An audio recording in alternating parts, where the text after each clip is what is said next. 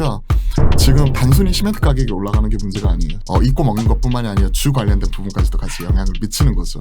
국내 시장에서 이런 부분 같은 경우가 도미노적으로 좀 나타날 것 같아가지고 개인적으로는 좀 걱정이 되네요.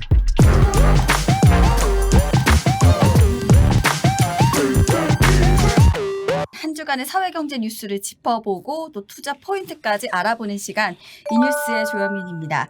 자, 오늘도 위키트리 김하민 기자님과 또 이트렌드 박창윤 이사님 함께 하십니다. 안녕하세요. 네, 안녕하세요.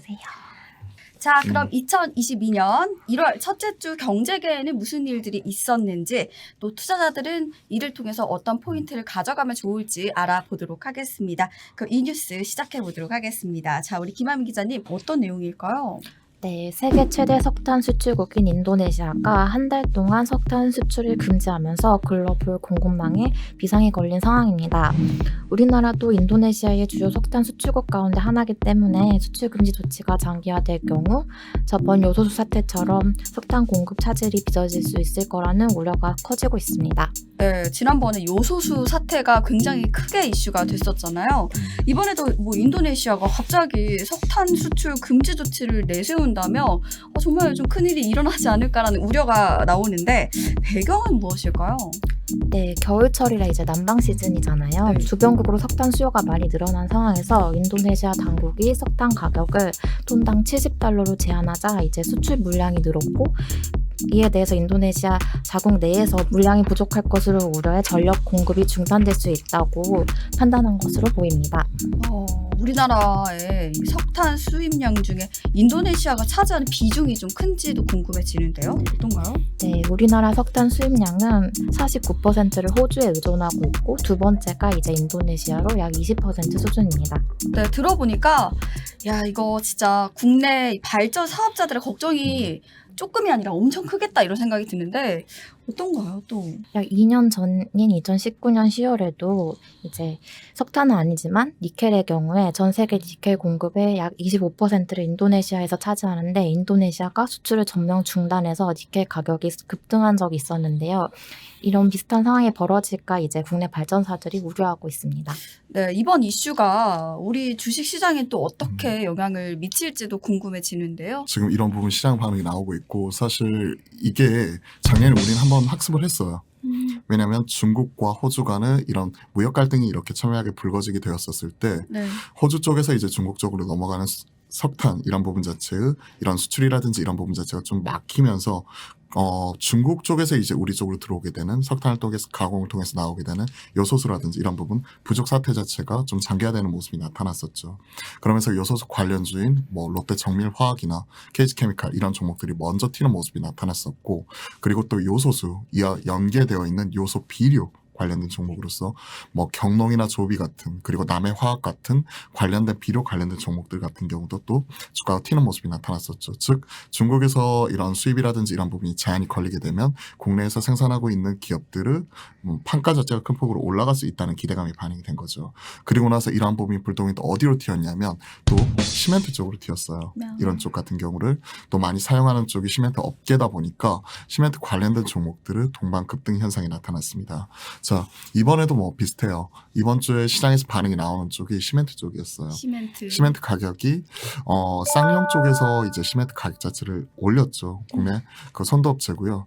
3사 그러니까 한일 현대시멘트랑 그다음에 또 하나가 기억이 안 나는데, 그 3사가 이제 M&A 과정을 통해서 전체 시장의 대략 한 3분의 2 정도를 점유를 하고 있는데, 1등 업체가 이제 당장 2월 달부터 시멘트 가격을 8% 이상 가격을 인상을 하기로 했습니다.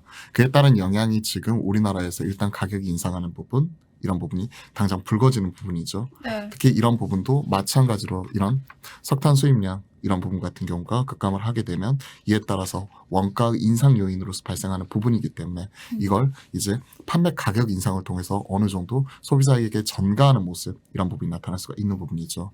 그렇기 때문에 이에 따른 영향 자체가 분명히 나타날 수가 있어요.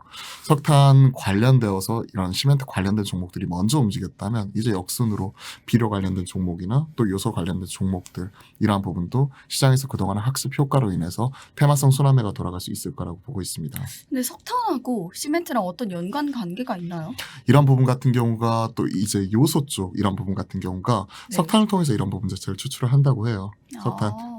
탄소잖아요. 이런 네. 부분 자체를 추출하는 부분이 있기 때문에 일전에 그 송하민 기자님께서 한번 자세하게 또 설명을 해주신 적이 있었어요. 그래서 김하민 기자님이랑 아이고. 송하민 아이고. 기자. 근데 저도 헷갈렸어요. 나도 헷갈렸어요, 가끔 지금. 김하민 기자님 다시 한번 고개 숙여 일단 사과드리고 김하민 기자님께서 일전에 한번 말씀드린 그 영상이 있기 때문에 한번 네. 참고해 보시면 좋을 것 같아요. 그 부분이 있어서 또 이런 석탄 쪽 이런 쪽과 연관되어 있는 또 요소수, 요소 비료 그리고 시멘트 뭐 이런 쪽 같은 경우가 같이 있기 때문에 한번 확인 한번 해보시고요. 저는 네. 이런 쪽 같은 경우가 당장 생각을 해볼 수 있는 게 올해부터 이제 가장 크게 지금 현 시점에서 또 화두가 되고 있는 게 주택 공급 이렇게 많이 늘리는 부분, 주택 기성이 본격화되는 부분인데 기초공사하는 과정 속에서 뭐 콘크리트 바일도 받고 터파기 작업하고 거기에 가장 많이 들어가는 게 시멘트잖아요. 시멘트 가격이 올라가게 되면 또 주택 가격이 올라가는 것 아닌가 하는 이런 또 우려감 이런 부분도 있어요. 그리고 이런 쪽이 향후에 이제 그 주택 가격 우리가 이제 청약하고 청약 가격 이런 부분에 또 반영이 되는 부분이잖아요. 네. 주택 왜 이렇게 공급 웃고 가격. 계세요, 근데? 어, 뭐 갖고 계시면 주택이 오를 것 같아가지고 기분 좋으신 건가요? 제발 그랬으면 좋겠습니다. 네. 제발 그랬으면 좋겠는데 네. 이런 쪽까지도 같이 연관이 지어질 것 같아가지고 지금 머릿속이 되게 복잡해요 지금. 아. 헛웃음이 나오는데 헛웃음이 나온다고 표현을 하죠. 네. 그러니까 지금 단순히 시멘트 가격이 올라가는 게 문제가 아니에요. 시멘트 가격과 그리고 이런 건자재, 주택 가격 이런 부분 다 연달아 이런 도미노식으로 지금 인플레이션 현상이 나타나고 있기 때문에요. 최근에 우리가 장바구니 물가, 식음료 이런 부분만 생각을 하잖아요. 근데 지금 우리가 실생활 속에서 의식주 중에서 지금 당장 입고 먹는 것뿐만이 아니라 주 관련된 부분까지도 같이 영향을 미치는 거죠. 국내 시장에서 이런 부분 같은 경우가 도미노 쪽으로 좀 나타날 것 같아가지고 개인적으로는 좀 걱정이 되네요. 이게 좀 악재로 작용을 할 건지 아니면 뭐 호재로 작용할 건지 일단 이런 시멘트 짚으면- 업계 입장에서는 호재예요. 시멘트 호재다. 가격 자체를 인상을 시킬 수 있기 때문에 원가 이 부분 자체를 올라가는 것 이상으로 지금 판가를 먼저 올려놓으면 향후에 원가가 안정이 되었었을 때 판매 가격 자체를 올려놓은 걸 떨어뜨리는 거 보셨어요?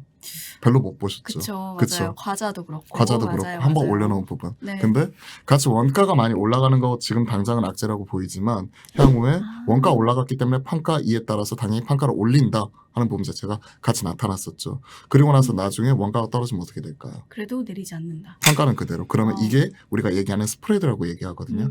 이 차이 자체가 나중에 가져갈 수 있는 이익인 거죠. 오. 시멘트 업계의 이익. 아 그렇군요. 네.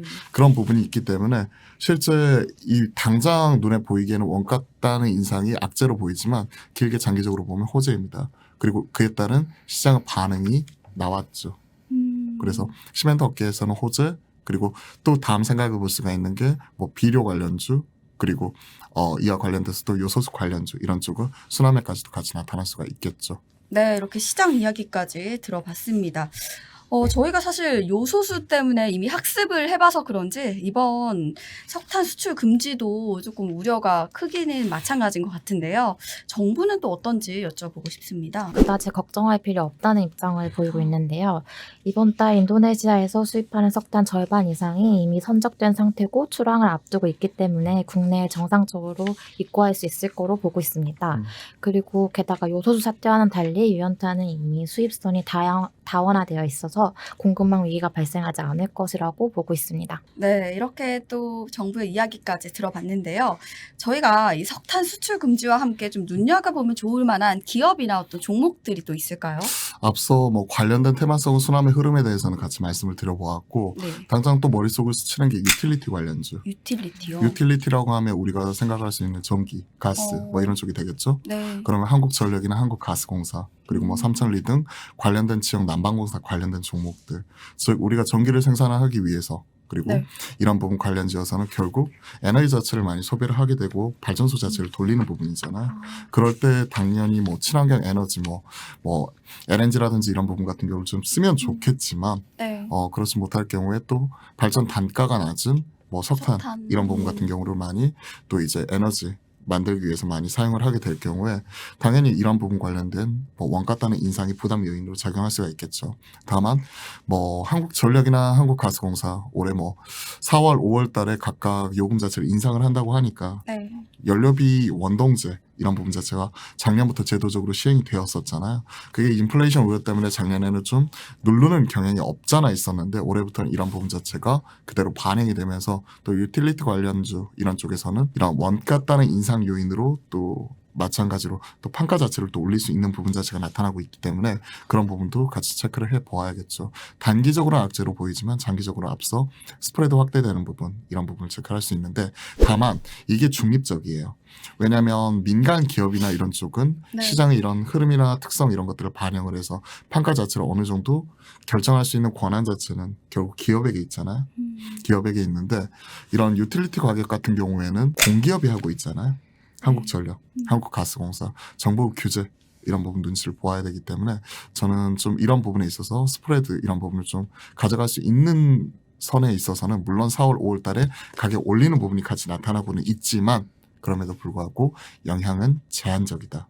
중립적인 관점에서 좀 체크해 드릴 수가 있을 것 같네요. 왜냐하면 결국 정부 규제니까 이런 부분을 기업에서 결정을 하는 게 아니라 정부 정책적인 우선순위에 따라서 또 손실을 감수하고서라도 계속해서 이런 부분을 누를 수도 있는 부분이 있거든요. 이렇게 이슈로 인해서 또 시장 이야기까지 저희가 전반적으로 다뤄봤습니다. 새해가 되면 1월 효과가 있다라고도 하는데 이번 시장은 왜 좀 어렵게 느껴질까요?